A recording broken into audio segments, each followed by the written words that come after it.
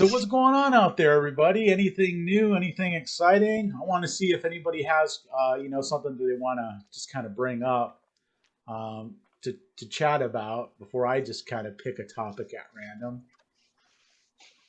I thought of something today, but I don't know if you want to try it or not. Probably. Trying to make a list of things that, I've seen a lot of guys post on the group, different scenarios they run into, whether the tile guys really messed it up or the builders framed the thing out wrong. And we've all talked about having the design tips sheet they hand out to customers. You tell them when you're building it, do this, do that, do this. What are the most common things you run across? And then what are your most uncommon you run across, but still should be aware of?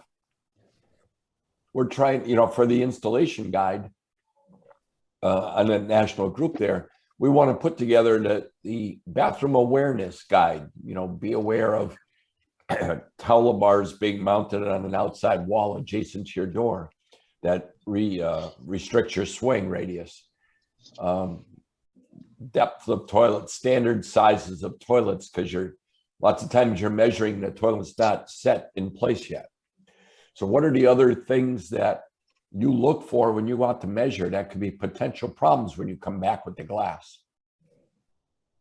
Slope of the curb, whether it's level or sloped out, for instance, or if the return pony wall is sloped out, we're going to have a ponding issue. Very common.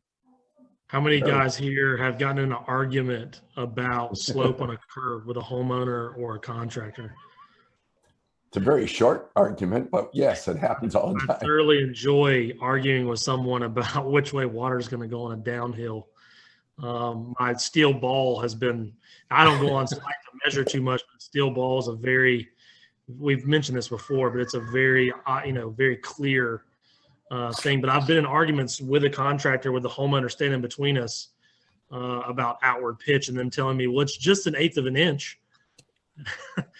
And I'm like, I don't want to make you feel dumb in front of the homeowner. So do you want to walk outside and have the conversation or what? But that's our number one with any of our guys.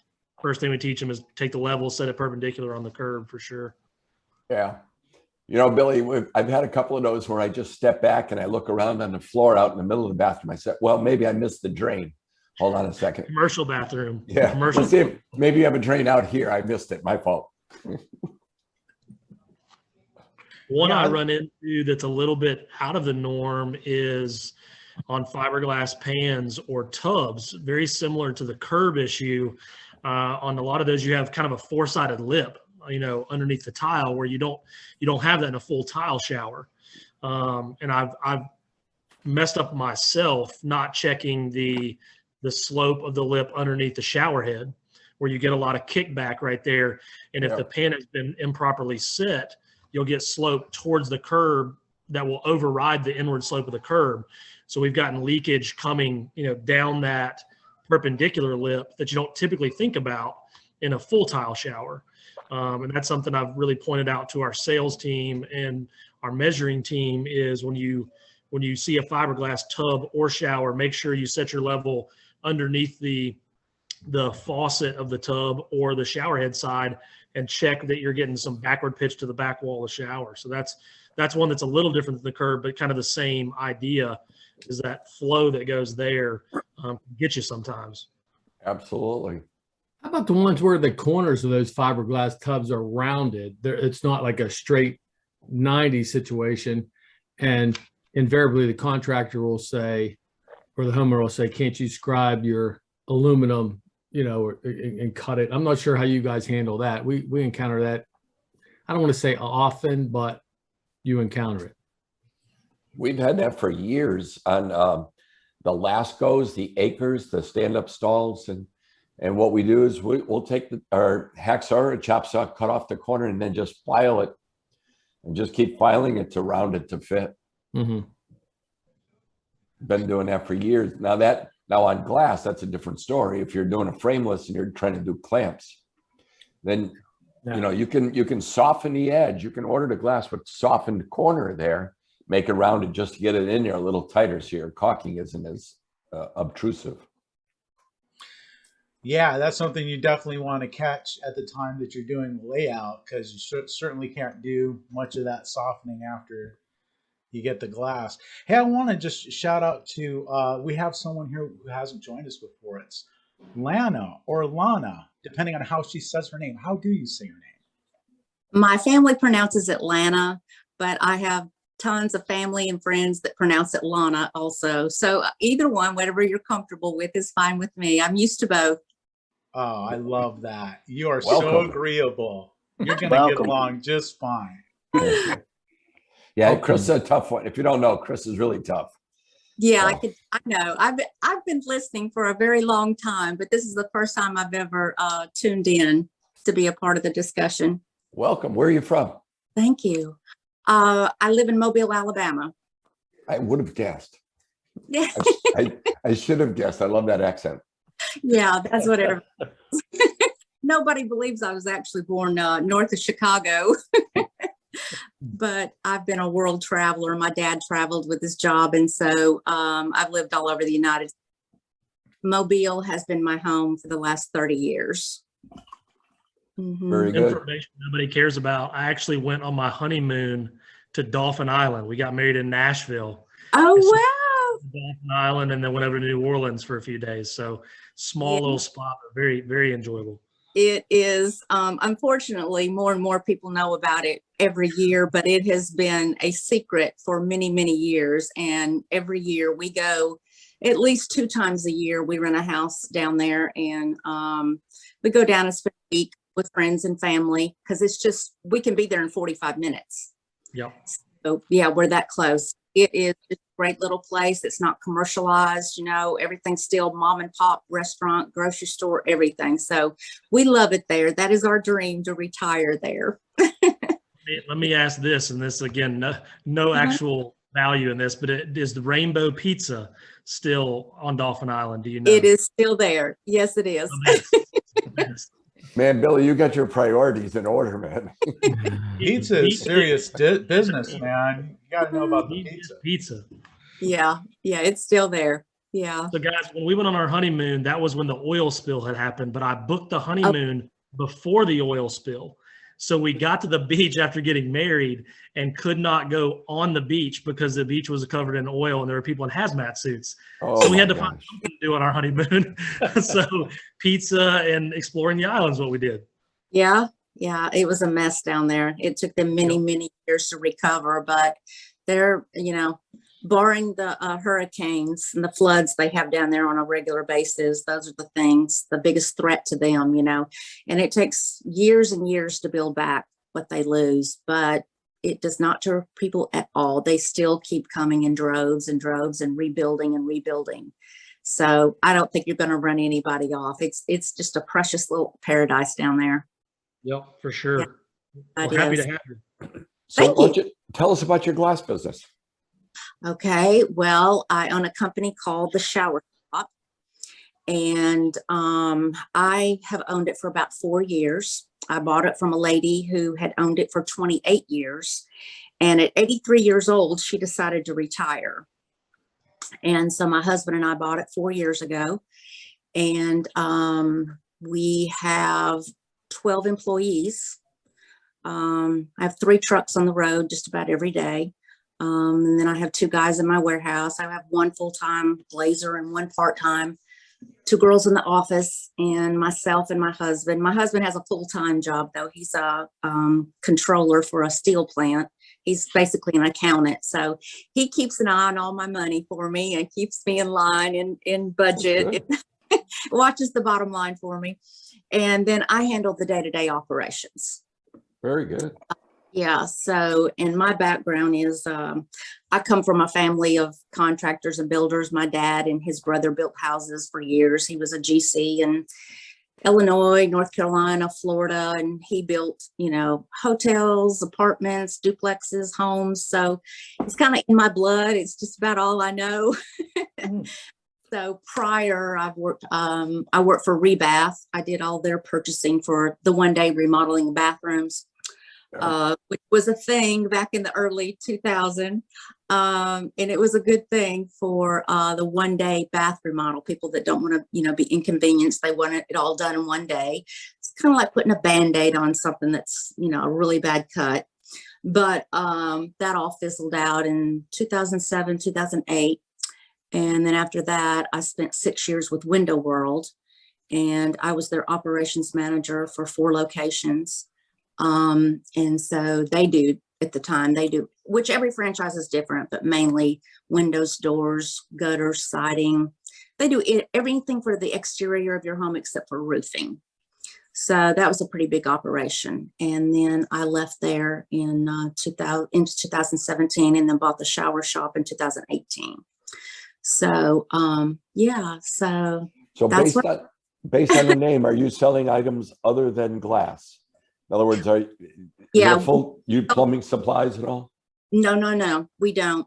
Unfortunately, the original owner named the company the Shower Shop. It's very deceiving, and everybody thinks we remodel bathrooms by the name, with good reason. And we get tons of foot traffic though coming in, and so that is a leeway to, hey, when you finish your remodel, we can, do your shower door for you. And I have a couple of contractors that I deal with that do very good work.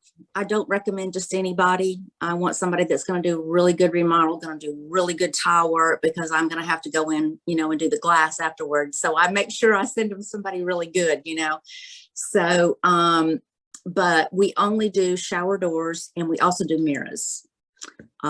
We do sheet mirror, and then we also do frame mirrors. And we do some shelving, little bit here and there, not a lot, but the majority of my business is, I do a lot of track building. I do DR Horton, DSLD, Adams Homes, Breland Homes, Harris Doyle. I do about 5 of the biggest home builders in this area. Who's your supplier? Who's your main supplier? On the day of the week. Yeah, you guys know it's a roller coaster, right? Coral, Alumax, Superior. Or did you finish it? What was the question? I'm sorry, that must be background. Yeah, that's just background noise. Coral Industries, they're in Tuscaloosa, and so they're just about 3 hours from me. So they're the closest, and they have the quickest turnaround time on frame doors. Frameless, I use Superior and Pensacola some, and then I use Coral also.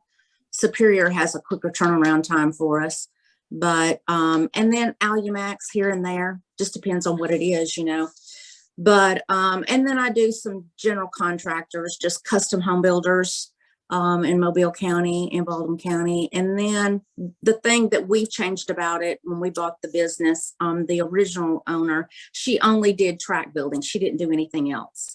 And so because I have a background in dealing with homeowners, that's all I've done. She didn't want to deal with homeowners because she says, they're just a pain in the butt. But I said, well, yeah, they are, but that's where the money is, your higher profit margin dealing with homeowners. And so that's where we wanted to be more diversified. And so we immediately started selling to homeowners.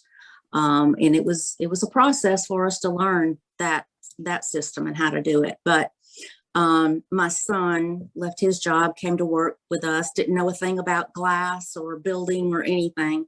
And he just kind of self-taught himself everything about the glass business. And so he's my technical manager. He does all of my, he does all the measuring and quoting for homeowners, and then does all the daily measures. So he's usually in the field about 3 days a week, just doing measures. Yeah. See what I love about this group. And as you get to know the guys here, yeah, we all have had different stages in our business, going from startup with Chris is a one-person company, right? And then you've got Brian, he's basically a one-person company with a helper. And as you grow and you get to Billy's, sounds like about the same as yours. 8 to 12 people between office staff. And so you can see the progression as they grow to business, and it's kind of cool. Yeah. But we all have the same problems. Absolutely. Yeah. On a different scale. I mean, it's the same thing. So, but. So what made you log on tonight? You said you've been listening. What made Yeah. you log on? So usually I work late at the office on Wednesday nights. It's just midweek meltdown, get all my paperwork done and everything, for the last 2 days of the week. And today was just a really difficult day for myself and employees and staff. Our lead glazer, his son had a stroke last night. And so he's in UAB hospital right now. And he called this evening and said he's not going to make it. He's going to pass. And when I told my staff, I just had a brief meeting with them, and it was just immediate. Everybody jumped in, and what can we do? What can we do? And I just started watching people come together and start doing jobs that they don't normally do. It's not their job. And they immediately just started picking up, cutting boxes open and putting jobs together and putting glass on the table and cutting the mirrors and getting it ready and loading the trucks for tomorrow. And it almost brought me to tears, and just watching how they came together and how they're helping this man who is, in a pretty bad place right now. And it just made me think, wow, that old saying about, your work family, we really are. I mean, we spend more time together at work than we do with our families, at home. And it was pretty emotional for all of us this afternoon. And then I got in the car and started driving home and just thinking about, how short the time is. And I got to seize the moment. And I just, I was thinking about getting home tonight and getting on Facebook after I got, my fat clothes on and climbed into bed and got all ready, because that's usually what I do, And I just said, I'm just going to pop in tonight and see what's going on with these guys and just seize the moment. And I can't say how much I just love listening to everybody's experiences. And it's kind of like you were saying, Bill, everybody has the same experience. It's just on a different level, different scale. And so many things that you guys do every day and you just take for granted or you don't think a lot about, but it's maybe something new for me that I've never done before, never tried before. Sure. And, I think we all aspire to be where you are, Bill, but I'm not quite there yet. Careful what you wish for. Yeah, I don't think we all do. Really. Careful what you wish for. Yeah, true. I get that too. I told somebody the other day, I have an unfair advantage because I have a lot of family involved. And it makes a world of difference when you have family that is in the business every single day. It does. I couldn't have done it the other way. It would have been really, really, really hard. I don't want to say I couldn't have done it, but it would have been much more difficult. I don't think I would have made that decision. I probably would be like Chris and just do, with myself or maybe myself and my wife, and that's it. Yeah. But I have the family. That's a big difference. Big difference. Yeah, changer for me because my son, I mean, he's, he does the quotes and the measuring and all the technical things. But when he started, he was just an installer. He didn't know what he was doing. He jumped on the truck and somebody taught him. And then as time went on, he was my eyes and ears in the field because I'm not an installer, Yeah, that's right. I know how to purchase and I know how to do organizing and I know how to do the schedule and, people. I'm good with my employees and all those kind of things. So we each bring something to the table. He's not good at what I do and I'm not good at what he does. That's right. We all have our niche. Yeah, exactly. And my husband's the same way. He's a numbers guy, constantly numbers. Well, that's what he does all day, every day long, so he's always in the back of my ear, So welcome. Hey, Chris, you want to go back to our list and maybe everybody can put some input in? Do you like that topic or you want something else? No, that's a great topic. I'm just enjoying myself. It's really nice having you, Lana. Thank you. Really refreshing. It's always good to have someone new, and you just bring some great energy. So I'm just stoked that you're here.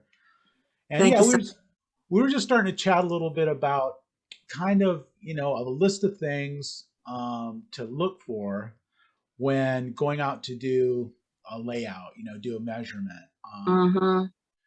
things that might be problematic. And one of the things we're talking about is, probably the number one thing is that, the sloping of the curb, does the curb slope in to the shower the way that it's supposed to?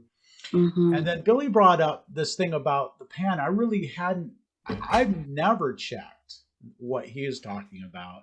And if you've got a pan that's like actually a prefab pan, and they tile to it, that pan can be sloping towards the outside, like the part that goes towards the shower head, right? That could be sloping to the outside. Water could be falling down on that and just running straight out of the shower. Fortunately, I've never had that happen, but I've never even thought to look for it. Well, I find in different parts of the country, pans are very prevalent. Other parts of the country, they don't even use pans. They just tile it, they use stone. And in other parts of the country, it's a one-piece unit where it's the walls and the pan are all built together. So I find that that's kind of a regional situation that you run into. You guys find that same thing? Brian, you run into that? Individual pans? Not too often. Not too often. Every once in a while, but I've never checked it the way Billy's talking about. I mean, I haven't had any issues up to this point, right? Knock on wood, but it's something to, maybe add into, my measurements when I do encounter it. Although I don't encounter it much, not much at all. No. Yeah. Yeah, you'll probably check it from now on, huh? Yeah. I'll probably forget the first time, and that'll be the one that leaks, and then then I'll remember. I had a lady that had a fiberglass pan. We put in an SE shower enclosure, sliding dash doors. And so the thing was leaking. So we went back and we did this, we did that. And I says, well, it's probably coming down, hitting your pan and running out underneath the tile, which I have no control over. And with that, she threw me out of the house. It seemed like what I told her. She must have been strong. Yeah. So then probably a year later, I go out to a house at a housing place that a contractor sent me to, and I knock on the door, and who answers it? Her. And she apologized. She goes, "You were right." Oh my gosh. Those are my favorite 3 words. So did you throw her out of the house, Tim? No, I didn't. I called my contractor. I said, "Where'd you find her?" Yeah, we do. We check the curb every single time. That's the first thing that Caleb does. He checks the curb, regardless if it's fiberglass, tile. The biggest problem that we find is with the zero entries. Those curbs are, they can be going in all different directions, but they leak like crazy if that curb is not pitched right on the inside toward the drain. So that's, yeah, we really don't like doing zero entry doors, but we have to do them. Are you talking about curbless? How many, what parts of the country have step-in showers? So the floor to bathroom is, goes right to the shower, and then it drops down. So the pan is, and it's not a pan, it's just your foundation. It's just a below the surface of the floor. Uh-huh. We just encountered one of those, and it was a steam enclosure. And the trick was that there was a level under the door, was level. Yeah. So the water, you couldn't mount the door in by, if, in other words, like hanging it over to the edge. It had to be out at least flush with the edge of the lip, and the conversation gets tricky when they say, "What's the issue with that?" Well, the issue is you can put a sweep on the bottom of the door, but if water overwhelms that, because it wasn't a real big space, I have no way, none of us have a way, even with a dam of some sort, of preventing blowback, and water running out onto the floor. I mean, that's my comment, but the question to all you is isn't it not tricky? What's the word I want to use? I guess you have to be, when you walk into a place to measure and everything's done, and then you discover all these, potential issues, that's where it gets tricky. I mean, how to be diplomatic with that conversation to where, A, you're not going to offend the contractor, but the customer standing right there, you don't want to come back and answer. I'd be interested to hear your comments about, it's easy on the front end when you go consult, it's just studded out. it's a little bit more challenging when you go, oh, you want me to deal with this now? You got a big belly in the wall. That's another issue you can run into. That's a good one to bring How to up. handle those conversations when it's all said and done, and now it's just you and the homeowner, or you and homeowner contractor. So the first thing I always do is find out who's paying the bill. Is the contractor hiring you, or is the homeowner hiring you? Because that's who your loyalty's to, right? So if the homeowner's calling you in, you're gonna be honest with the homeowner. This is the situation you have. Now I'm willing to work with this guy, and let's make it right for you. Now, if it's the builder that you're doing the work for, that should be a private conversation with him and say, this is the situation that we have. Let's work together for a solution. Good point. So you always got to look at who's paying the bill, who's your allegiance to, what's the proper protocol, right? Yeah, true. So to Bill, so if it's a contractor, and we only use, there's certain contractors, that's all we do business with. So Caleb just excuses himself and goes to the truck and calls him and says, hey, Bob, this is what's going on. Yeah. And because they've worked with us so much, they know and they respect Caleb's opinion, and they know that what he's saying is right. Now, when it's just a homeowner, we call that educating them. And, in their defense, they don't know. They don't know what's right and what's wrong, and so we explain to them. Caleb literally goes step by step with his level and shows them, if the bubble's out, it's going this way, it's going that. He explains all those things to them and teaches them. So once they understand what the problems are, then they can go back to their tile guy and say, hey, these are the issues we have. And then he always volunteers to say, if you want me to talk to your tile guy, be glad to. These are the issues. And when it's all corrected, we'd be glad to come back out and give you a quote. But at this stage in the build out, we can't, because there's so many problems with it. Because if they're not going to fix it, that is just a headache waiting to happen. And then I'm going to be in a warranty nightmare. So we're not going to do the work unless it's to our specs. That's interesting. That's just like going out and doing a kneel angle with a pony wall. And the pony wall isn't 90 to the curb. Yeah. Right. Yeah. I went to one and it wasn't done yet. And I told the homeowner, I says, you can fix this. Just bring it out 90 to the curb. Well, then he had one of my competitors come over and says, well, I can do that. It's just notch it here. And that's the last I heard of the guy. Yeah. So I had to go out there and I had to do it where I had to do a front bevel and then a back bevel to make it look right. Yeah, it's just a mess. It's a mess. I think we talked about this a while ago. Billy said it. It's all about relationships that you build with your builders. If you're only doing builders, then you've built a great relationship. But it's the guys like Billy and myself that are doing both builder and homeowner work that you really have that fine line that you got to watch how it plays out. You could be doing work for that homeowner, but that could be a potential, that builder or remodeler could be a potential next customer if it's handled right. True. So you still have to handle it tactfully. Oh yeah, and say we'll work with you on, and let's get this, right. Yeah, absolutely. We're not shutting the door on them. We just want them to know, that these are the things that need to be corrected.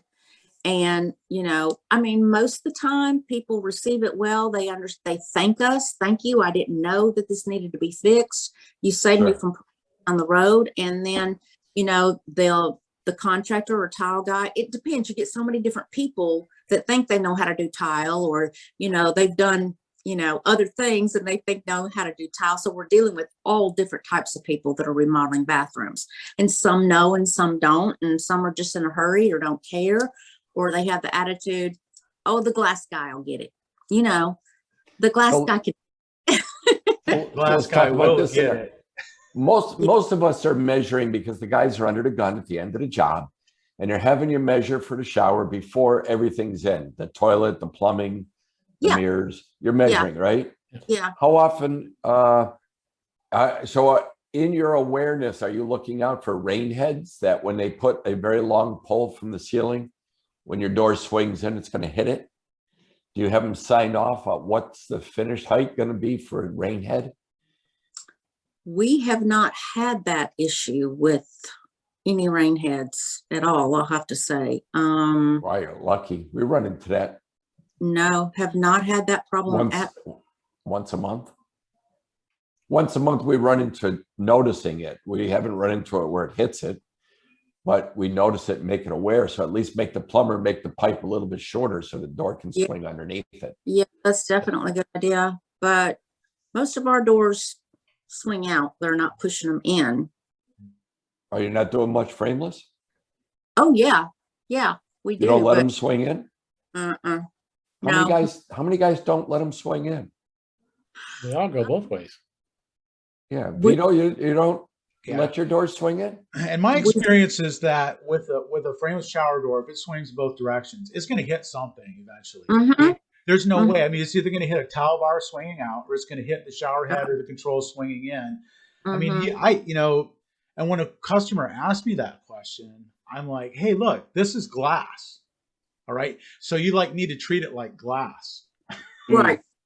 So and when you're imagining it, it's a lot different in your imagination than it is when it's actually in there. Because once you actually grab the handle and pull on the door, you realize there's weight to it. There's mass to it. People think there's people are going to flop them around. They don't really flop around. They're pretty stout. But that being said, if I said, well, I can't install your shower door because there's a towel bar outside, or I can't install your shower door because there's controls there's a mixer valve in there. I mean, I wouldn't install very many shower doors. Yeah. And most people don't open the door all the way to get in anyway. They open it just far enough to get in the shower. Right. They do. Yeah, we just haven't crossed that problem at all. So the reason for all these questions is just to make a list for awareness when you're out there measuring. What are the other things you're looking at? So that's why I brought up the rain head, was we run into that. The pitch obviously should be number one on everybody's bucket list, so to speak. The toilet not being there is a big deal too if you have a swing door instead of a sliding door. Oh yeah. What are your other common ones that you look at that you have to make notations of? Like pocket doors. I mentioned a minute ago, but the bellies in the wall, especially the bellies that protrude out into the wall. Yeah. I do a lot of the measuring, and that still makes me, ponder how to attack that at times. What I tell people with that is those situations, you almost have to use a channel to compensate for that. I mean, if they want frameless with clamps and they've got a big belly or a big dip in the wall, there's no way to hide that unless you're going to cut like a pattern, with your glass, which is doable, but it's going to be expensive to do that. It's going to have to be all hand polished. So basically what I'll tell people is, hey, you're going to want to use a channel here. And then the channel will flex to mold to the wall, the shape of the wall. And then you've still got plenty of bite on the glass there. What if it's on the hinge side? What if it's on the hinge? What if it's on the hinge side? Well, you can do a glass to glass hinge. You would just add a little panel to account for. Okay. Theoretically, I mean, every situation is a little different, right? But yeah, I mean, that's how I would attack that if I could. The key is when you're measuring. Brian, you just came up with a great point, because if it's a narrow shower and you have no other option, then what you got to look at is, can I hinge the door from the other wall? That's in your layout now. What else is restricting it from putting the hinge to the other wall that's more straight? Right? Sometimes you have that option. Like we've gone to homes and people had framed doors in there and they're just used to it being hinged left and reach in. And then we suggest, well, let's change the swing. Well, no, I'm used to it. But then when you really get down to it, they're happy after they've changed it. They were used to it. They didn't want to, or they didn't think you could for whatever reason. So sometimes you have to take a look at that. What's the best swing for them? Where's their towel going to be when they get out? How easy is it going to be to reach that towel? How easy is it to swing open and turn your water up to temperature before you get in? So I know one thing. I had that in North conversation Central, tonight. Go Same ahead, thing. so- no, I was just going to be sarcastic and say North Central West Virginia, I know how about 1,000 people take a shower. So where they put their towel and where they, how they turn the water on. The intimate yeah. details, right? But You already you know talk that. about, the toilet's not set. Yeah. So I had a job where it was a small bathroom and the toilet was right there.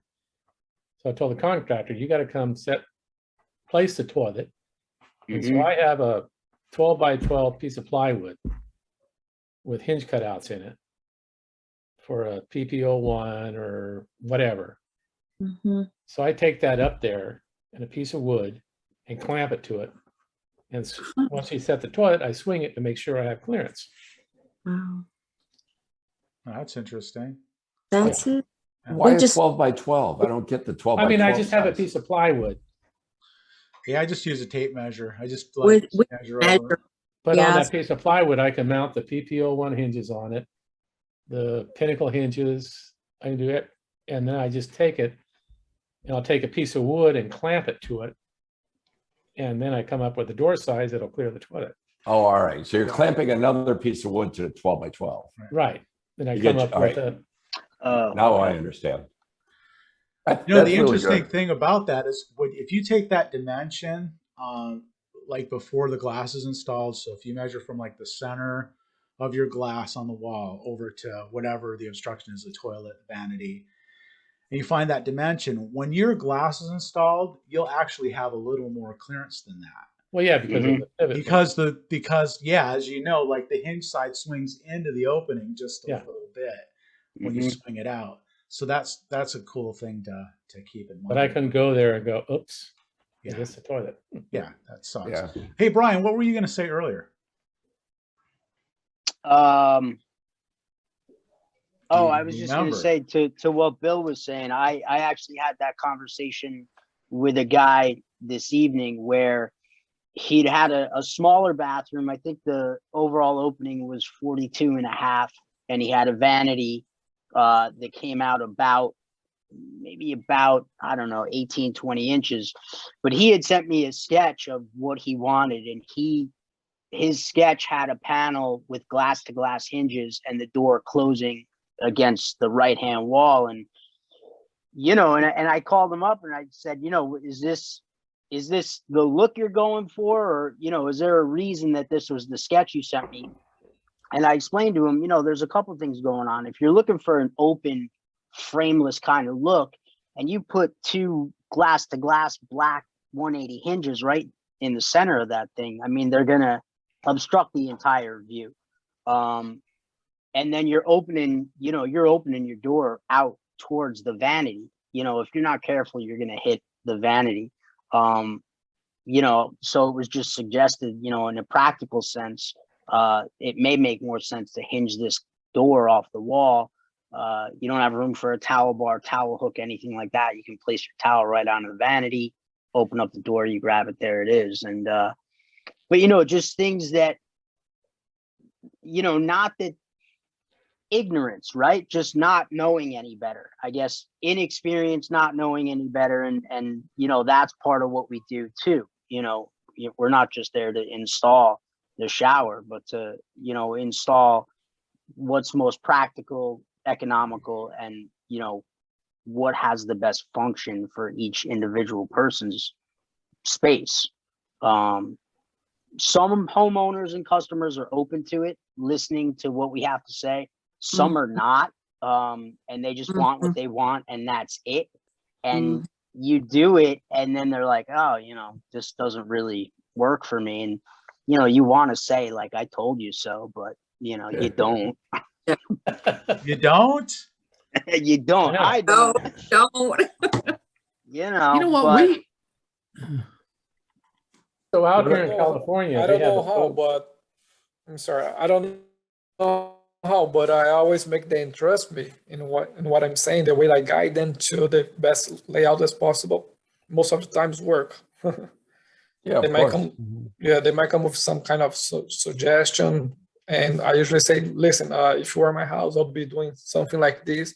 I think the sentence the way I'll be doing my house, it helps me a lot to convince them. Sure. That's my experience so far. That's Yeah, a good sure. approach. That's a good Yep. approach. So out here in California, when you open the shower door, you're supposed to be able to turn the water on without getting wet. Okay. Is So that post- because of you're- water restrictions or what? Code? No, it's a code.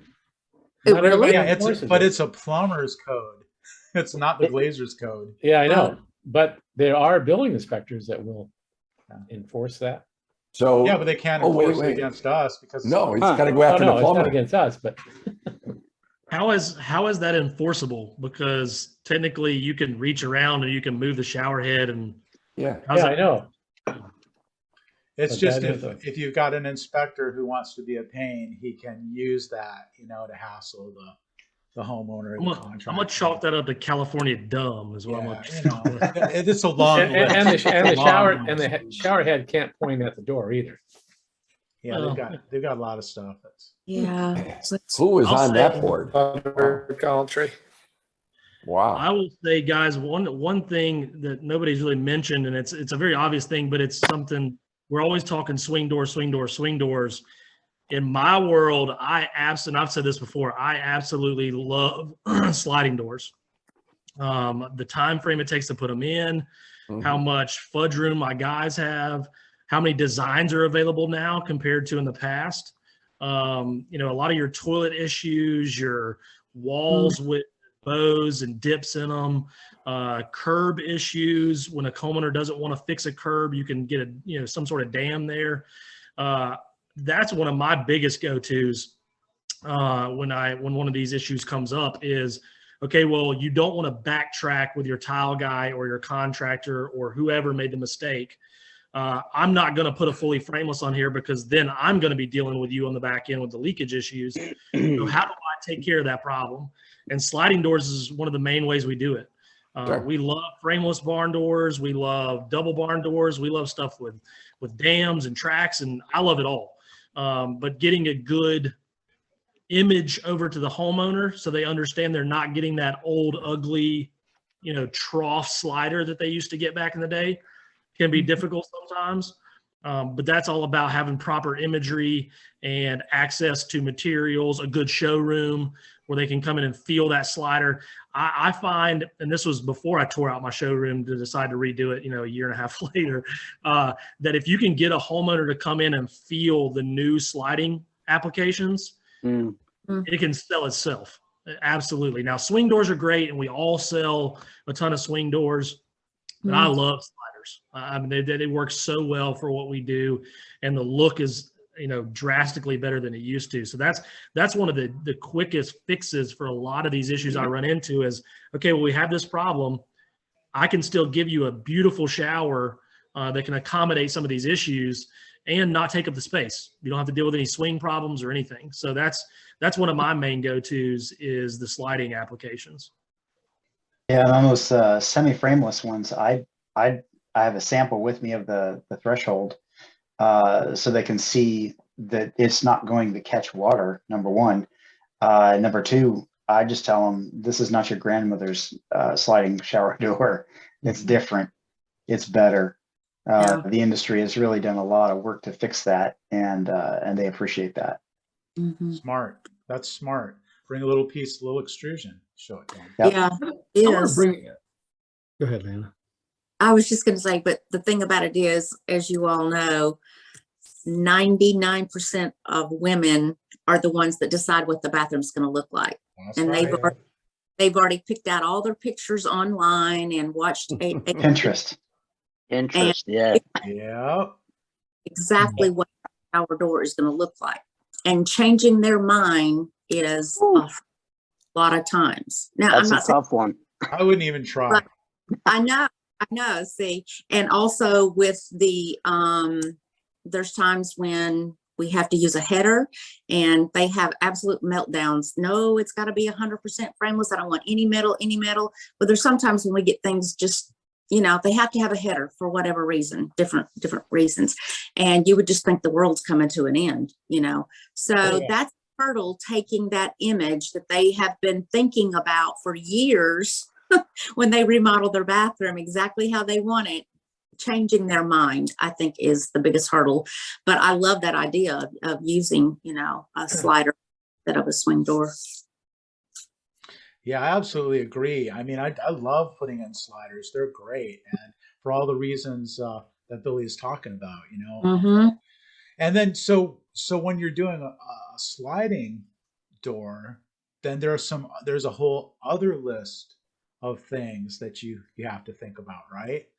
So like one of those things is the opening actually wide enough to have a sliding door and still have a wide enough access to get in and out? That's the first one I think of off the top of my head. Mm-hmm. And then also, they're not very forgiving for a curb being out of level. Right. It can be out a little bit, but man, for a frameless sliding enclosure, it needs to be almost perfect, right? Yep. Depending on what you use. Mm-hmm. Some of them that had the full track, you can cut a wedge, a tapered filler to go underneath that track. But if it's the barn door where you've got a fixed panel in that, yeah, now you've got that situation. I agree with you. Mm-hmm. I think I've heard 3/8 of an inch on a barn door. Is that what you guys have heard? No. I've heard 3/8 over the full. So if you have a fixed panel, you're only looking at half of that. That's 3/16 where the door is. Yeah, I've done them out of level and they seem to work. Yeah. The The bar always stays level. A lot of it depends on which side is your drop. Yeah. So your door can always slide into your larger area, meaning your side that's downhill. If it's vice versa, then you're limited and you can't do that. So if we're sliding a door into the, we'll call the taller side, then we're typically okay. We may have to shim our guide occasionally. But if it's the opposite, then you're right. It really limits what you can do. But all of these things, it's typically when I try to have, if this problem arises, okay, what's our next best option for that homeowner? Lana mentioned headers. I kind of stay out of the box where I like headers. And I can a lot of times convince a homeowner that a header is a better option via children, grandchildren, stability for an older homeowner. It's still frameless. And when we show them how small the header is, that a lot of times helps. And I love the rigidity. And I understand if I were to post this on the group, I'm going to get absolutely destroyed for putting headers on. That's right. So Don't I understand do that. it. But I also don't give a shit, to be honest. There you go. I love that. I love that. I'm going to do what I think is best for that homeowner and what's going to give them the best product that's going to last There them we all. go. Yeah. Callbacks are the bane of our existence. And I strive to get rid of them, but we have them constantly. So wobbly glass and those kind of things, we try to address that on the front end, but we're risky in what we do because we do a lot of online sales. We're doing digital, we're looking at a shower in a picture and then selling it to them. So we do take that risk sometimes, but I love headers. I love sliders. I love things that a lot of the frameless purists don't like, but I'm not about the frameless purists. I'm about getting the best product for the homeowner that takes care of their issues and doesn't give them that, call back to me that, why didn't you tell me this on the front end? And volume, I'll say this, volume is the biggest helper on this. If I'm super busy, then I'm going to be more stern with the things that I tell my homeowners and my contractors, especially a homeowner that's a one-time, deal. I'm going to be very stern if I'm very busy. Now, my regulars, my contractors I'm doing constant work with, if they build a knee wall that's like Tim said, if they build a knee wall that makes no logical sense, I'm typically going to try to figure out a way to make something work with miters or odd angles or something like that for those guys. 'Cause that's my guy. He's spending 10, 20, 30, 40, $50,000 with me a year. I'm not gonna make him backtrack. I'm gonna figure it out on my end. But if for a homeowner where I'm a one-time in and out, I'm gonna be very stern with them because I don't have enough guys. I got too much work. The same problems everybody has that does good stuff right now. So that's a key part of it as well. But sticking to my guns is my biggest thing, and volume allows me to do that. And we all just hope that volume keeps going. But it seems to, if you do it the right way and you give homeowners good product on the back end, it seems that the volume is going to keep up as long as economy, stays in line with that. But a lot of these homeowners look at the internet too much. We all look at the internet too much. Yeah, or shower doors. So I had a guy that I did a shower door for. He called me and goes, well, I've got another one I'm going to do. I found a picture online. He shows it to me. It's a kneel angle with a pony wall with not at a 9 degree to the curb. And I says, that's not going to work. So I went over there and laid it out for him. Like I said, it was nice of you to do that, man. I did. I knew I was going to get the job. You're a good guy. You're a good guy, Tim. You hide it. You hide it. But I had another contractor I did work for, and it was a pair of sliding glass doors, turn the corner, and then you went out the end of the shower into a bathtub. And the contractor didn't know how to lay it out. The tile guy didn't know how to lay it out. I had to go out there and lay a whole thing out for him. How to tile and everything. You put it on his bill? Yeah, it came out perfect. How do you guys, I got this one. I ran into this today, but it's not the first time. So we're going to go back to swing doors, Billy, for a second. You walk in and the opening for the door is approximately 33 to 35, right? And then there's a 90-degree return. And the pony wall, the top of the pony wall is about, 5 inches wide. I know where so you're you have to going have with a this. transition piece. You got two choices. You have a short width door, a less width door, and try to have a little notched in line with us, which is aesthetically not appealing in my opinion. Or you bring, ideally you want the door to occupy the entire 33 inches, if that's what it is. But then you got to transition over to that pony and then return. And some of my vendors will say, well, our maximum or minimum width on that little inline is going to be 4.5 inches. Yeah. And you're shoving it clear to the outside if you got the room on the pony wall. I'm just curious how you guys are, handling that kind of thing. I just did one of those the other day. So you can set the panel on the inside edge. And there's there are some little clamps, like some, that kind of like SCU4s. I can't think of what the number is. Y. But it's like a Y shape. So it's got you can run one screw in to the wall, and then and you can set the glass right on the very inside edge. Now again, it's not that aesthetically pleasing, because it looks like a mistake, but it was a mistake. They made a mistake, and it's like, so that's one solution. It's not as bad as a little tiny panel or a little tiny like notch panel going up on there, but that's one solution for that. We've actually notched the door and had the door have a notch in it on the handle side, so as it swings out, it goes right over the top of that notch. That's probably not When you say that, Bill, I just saw that in a picture somewhere, and I don't know where, and I have never thought of notching the door until I saw that picture. But that could solve a lot of. It's like degrees of ugliness, What degree of ugliness will you settle for, right? That's true, Chris. But the only benefit it does, it gives you that wider door, and you don't have that icicle on the side by doing the smaller panel. Great term. And those icicles are dangerous panels anyhow. They're dangerous for the fabricator and the installer. Yeah, that's true. That's and one other thing to look for along these same lines is that pony wall, when it's not perfectly plumb, watching for that. Because if it's like leaning in or leaning out, you can actually have the door cut like that. They call it, in Showers Online, they call it an elbow. So you can actually have the glass come up at an angle along the pony wall, and then when it reaches the top, straighten out and go plumb up the rest of the height, which I've done before, and it's worked out okay. But don't take it for granted that that pony wall is plumb, I mean, even though there's absolutely no reason why a tile guy shouldn't be able to make that perfectly plumb, sometimes they don't. They don't. No, they don't.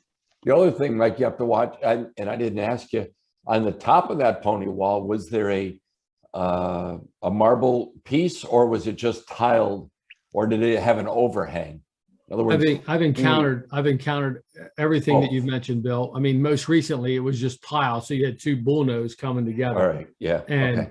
you know, but I've had the overhang, you know, into the shower where it's going to interfere with the door. That's a trickier one. Yeah, Yeah. that's really tricky. That's a conversation that you know, when you're looking at a 32 to 33 inch wide opening and you have an overhang, Yeah.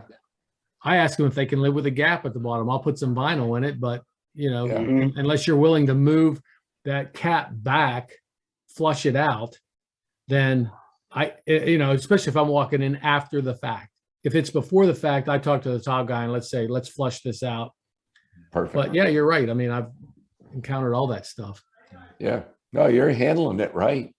You're trying to make do with what they've dealt to you. Yeah. But the way you're handling it is right. And that the other option is just fill it in with a gasket. Mhm. Making I would say lemonade, right? Notch door is going to be key. Having a good fabricator. Yeah. There's a guy in here. There's a guy in here who talking about notching doors who has a pretty good fabricator. Yeah, right. Yeah. So when I ask mine to notch doors, because I've done it in the past, they tend to get a little nervous about that. So that's a key part of it.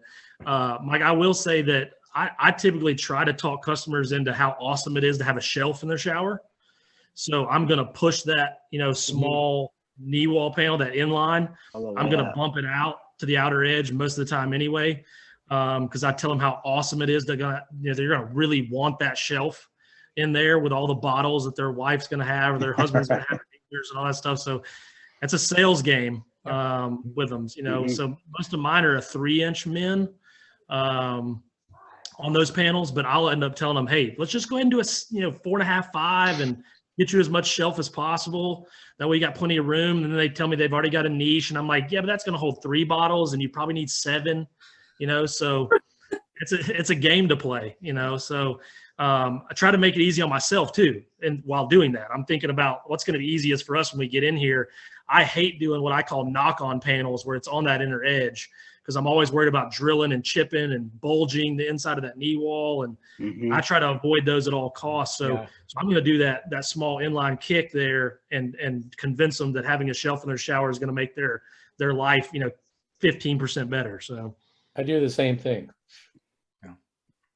Good stuff, man. Those are all great solutions. Great topic, actually, too. Going back a little bit on the barn doors.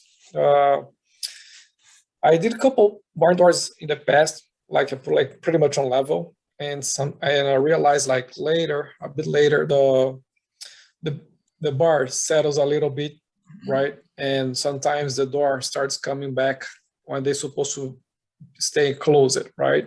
Yeah. And after that, I started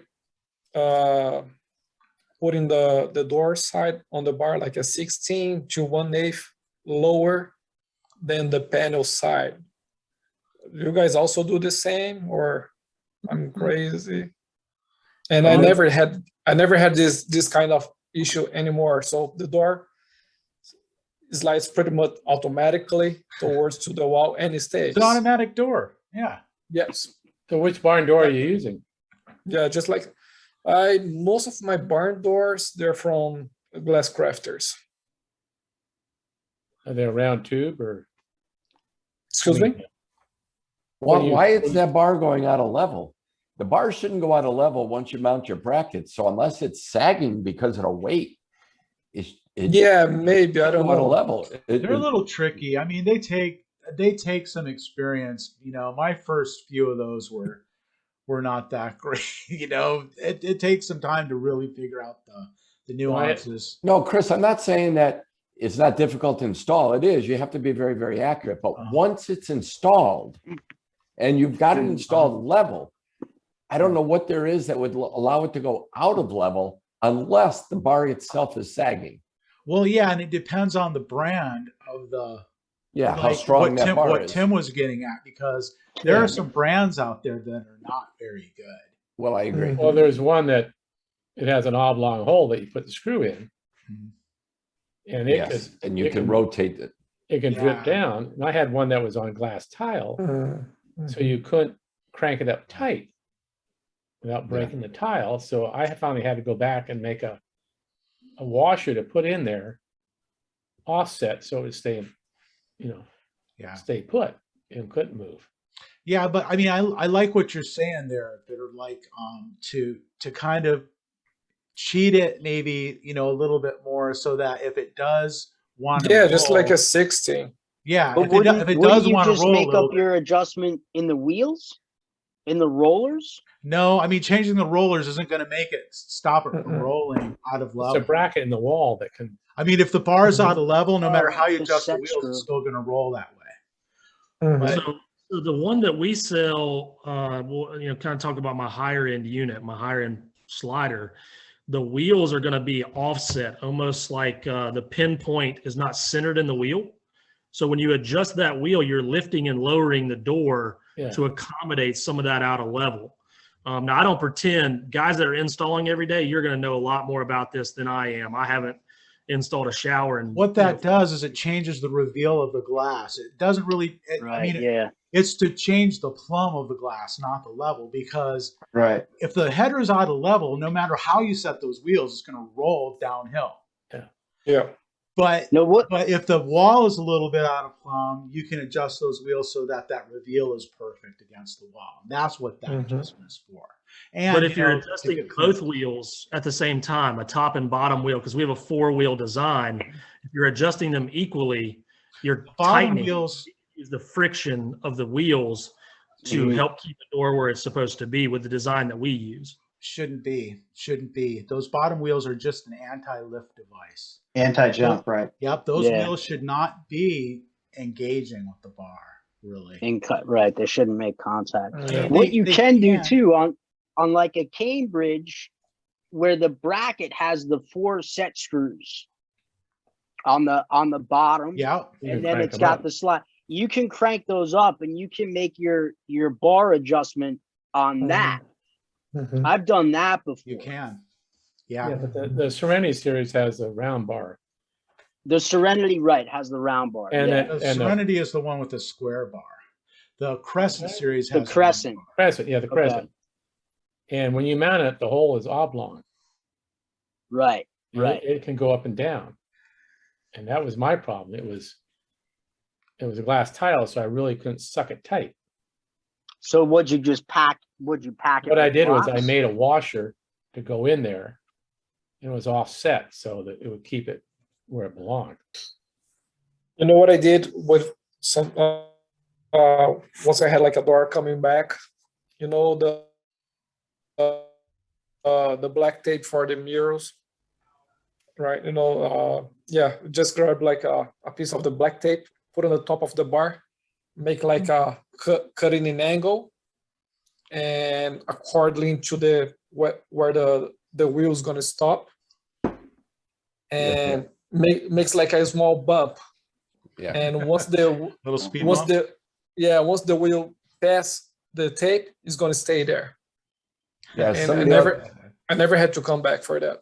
Some of the other guys take a drill and lay it on top and just kind of like Dremel off a little flat spot on the bar itself. And that's just enough to seat the wheel there, but not enough to damage the wheel, just enough to find a little dimple in it. Hey, there you go. There we go. Little tricks. Interesting. All right, you guys, we've gone a little bit long. That's okay, though.